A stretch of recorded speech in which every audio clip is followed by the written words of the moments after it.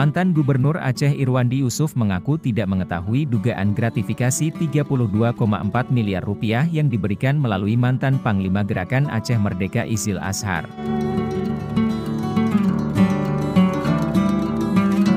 Komisi Pemberantasan Korupsi telah menetapkan Izil sebagai tersangka dalam perkara ini. Ia diduga menjadi perantara gratifikasi untuk Irwandi.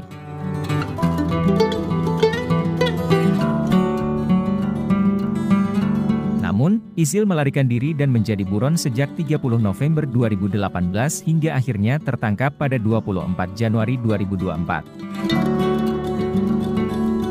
Irwandi mengaku tidak benar dan tidak mengetahui namanya dicantum, ia tahu setelah menjadi kasus. Adapun Irwandi datang ke KPK untuk diperiksa sebagai saksi dugaan gratifikasi Izil Azhar. Irwandi juga membantah dirinya menerima uang gratifikasi tersebut. Menurutnya, uang itu digunakan Izil Azhar untuk dibagikan ke mantan Panglima GAM. Sebagai informasi, perkara suap tersebut menyeret Irwandi ke Lapas Sukamiskin, Bandung, Jawa Barat. Sementara gratifikasi tidak terbukti karena Izil melarikan diri. Izil juga diketahui sebagai orang kepercayaan Irwandi.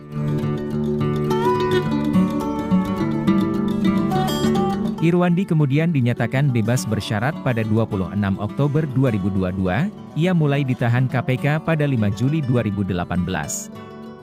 Irwandi kemudian divonis 7 tahun penjara pada 8 April 2019, ia melakukan perlawanan hingga tahap peninjauan kembali di Mahkamah Agung. Mantan gubernur itu mulai mendekam di Sukamiskin per 14 Februari 2020. Adapun Izil, dalam perkara ini diduga menjadi perantara penerimaan gratifikasi Irwandi sebesar 32,4 miliar rupiah.